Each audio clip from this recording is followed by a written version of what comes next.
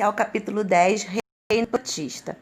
Nesse capítulo, nós vamos falar sobre as algas e os protozoários, ok? No passado, eram considerados protistas apenas as algas unicelulares e os protozoários. Porém, na nova nomenclatura, as algas pluricelulares, que antigamente pertenciam ao reino vegetal, agora também estão nesse reino. Tá? As algas podem ser encontradas em água doce ou no mar, e também no solo úmido. Esses seres podem ser microscópicos, unicelulares, ou podem alcançar até 60 metros de comprimento. Outra característica marcante é que as algas são autótrofas, ou seja, produz o próprio alimento. Elas realizam fotossíntese, onde conseguem glicose.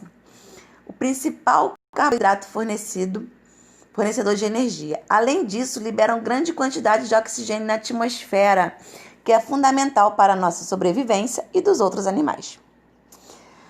As algas possuem um grande valor econômico, a sua utilização na síntese de substâncias como glutamato de sódio, que é usado para acentuar o sabor de alimentos. O H, que também é utilizado na indústria de alimentos e na pesquisa científica. E até mesmo nas folhas, que são aproveitadas, por exemplo, na produção do sushi. Agora nós vamos conhecer os grupos de algas. As unicelulares. O primeiro grupo das unicelulares é as euglonofitas. São microalgas flageladas, como você pode ver no desenho, possuem um flagelo. São aquáticas. O comportamento é mixotrófico, ou seja, podem se comportar dependendo se tem ou não luz. As bacilariófitas são organismos aquáticos imóveis, de parede celular impregnada por sílica, que é uma substância inorgânica, tendo como grande representante uma espécie chamada diatomácea. Apresentando várias ornamentações, a carapaça das diatomáceas é sempre formada por duas partes, chamadas de teca. Ao longo dos milhões de anos, essas carapaças se acumulam no fundo do mar e a gente chama de diatomito. E esse diatomito é usado na fabricação de tijolo, na construção de monumentos. Além disso, essa terra diatomácea é obtido um pó muito fino, importante na composição de creme dental, filtros, polidores e lixas. As dinoflageladas são de maioria marinha. Algumas espécies apresentam bioiluminescência, fenômeno que produz uma luz com o objetivo de confundir possíveis predadores. Outras são capazes de gerar florações em ambientes eutrofizados. Graças a essa disponibilidade alimentar, o número delas cresce muito, de maneira descontrolada, originando um fenômeno chamado maré vermelha. Agora, as algas pluricelulares. Nós temos os tipos clorofíceas, que são as algas verdes, que inclui também representantes unicelulares e pode ser encontrado em ambiente aquático e terrestre úmido. Quando são no ambiente terrestre, elas vivem associadas a fungos e vai formar uma espécie de organismo chamado link, que está aí no esqueminha. Então, nesse primeiro desenho, nessa estrutura, é uma união de alga com fungo. As feofíceas, elas são grandes representantes, encontramos grandes representantes como os helpes, que formam florestas submarinas e servem de abrigo para muitas espécies. As rodofíceas, que são algas vermelhas, que é muito encontrada nos mares, porém também podemos encontrar em água doce, como troncos. Bom, quando a gente pensa nessas algas, a gente lembra logo de fogo, por isso desse nome. Certas espécies de rodofíceas produzem carbonato de cálcio, que lhe confere uma certa rigidez semelhante a de animais encontrados no mar, como corais. Esse nome, como eu falei, né, é devido ao pigmento vermelho que lembra o fogo. As algas, elas podem se reproduzir por bipartição, fragmentação ou zoosporia. A bipartição moleza, como a gente pode ver aqui no esqueminha, né, uma alga se divide em outras duas. A fragmentação também é fácil. É só você imaginar que essa alga ela vai sofrer uma divisão em fragmentos. E de cada fragmento, a gente vai ter um novo ser. E a zoosporia é quando a alga libera uma célula dotada de flagelo chamado zoosporos, que lhe permite se deslocar até um local favorável. Lá ela vai se fixar e vai originar novas algas. Bom, agora nós vamos falar sobre os protozoários, também componentes do reino protista. Eles são seres unicelulares, são todos eucariontes e heterotróficos. Não existe protozoário autotrófico.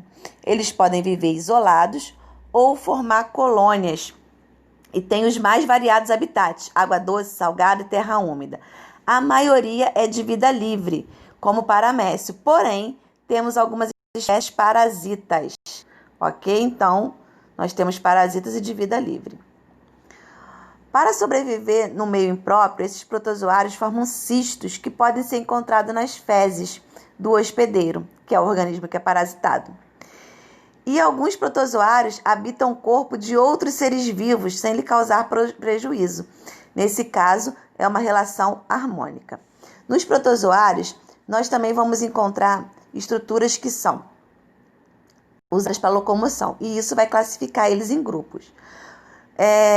Nós temos os pseudópodes, que são prolongamentos citoplasmáticos que vai servir para locomoção.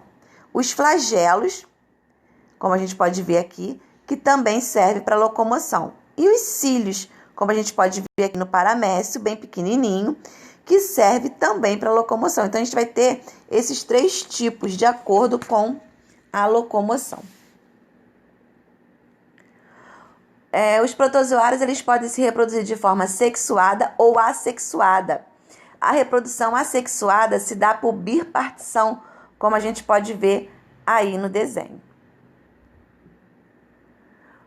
A bipartição, a gente não precisa mais explicar, que a gente já sabe, né, que é a divisão de uma célula em duas, como mostrava o desenho. Algumas protooses, o que é isso? Doenças causadas por protozoário. A amebíase é uma doença causada por um protozoário chamado Entamoeba stolística e vai provocar problemas no intestino, que pode ocasionar diarreia. Como que a gente pode se prevenir? Proteção, né? Tomar conta da água e dos alimentos para evitar contaminação, higiene pública adequada, ou seja, saneamento básico, uso de instalações sanitárias, né? E lavagem cuidadosa dos alimentos. Nós temos também a doença de Chagas, que é causada pelo um protozoário chamado Trypanosoma cruzi. A gente pega esse protozoário pela picada de um inseto chamado barbeiro, né? Após ele picar uma pessoa, ele suga o sangue. Enquanto a pessoa dorme, geralmente ele defeca enquanto está sugando sangue. E quando você coça, essas fezes do barbeiro contaminada com tripanossoma caem na corrente sanguínea. Essa doença provoca inflamações localizadas e compromete as funções cardíacas e hepáticas. Seu combate requer o quê? Como que a gente pode se prevenir? Evitando esse inseto, né? Então, eliminando o barbeiro. E também substituindo as casas de barro por construções de tijolo, porque esse barbeiro ele vive nessas frestas, ok? A leishmaniose. A leishmaniose, no caso aqui a leishmaniose visceral, ela é uma doença causada por um protozoário chamado leishmania, que se instala nos órgãos internos. E cabelo, né? E como que a gente pega esse protozoário? Pela picada de um mosquito, tá? Que a gente chama de mosquito palha. É fundamental tratar todos os casos humanos e eliminar os mosquitos, que podem ser fontes de infecção. A última doença que nós vamos ver é a malária, que é causada por um protozoário chamado Plasmodium. E a gente pega esse protozoário pela picada da fêmea do mosquito Anopheles. A malária causa febre alta, vômitos, dores de cabeça e no corpo. A medida mais eficaz para combater a malária é a eliminação do mosquito, é você impedir a proliferação desse mosquito, ou seja, não deixar água parada. O tratamento para a malária é a administração de medicamentos para combater o parasita no organismo, ou seja, para matar o parasita, e requer um rigoroso acompanhamento médico. Bom, gente, nós vamos acabar por aqui. Eu quero que vocês façam o exercício da página, ok? Da página 137, página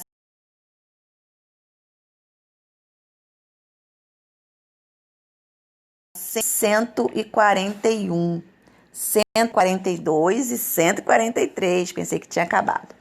Bom, gente, então, bom final de semana. Até semana que vem, se Deus quiser. Um abraço.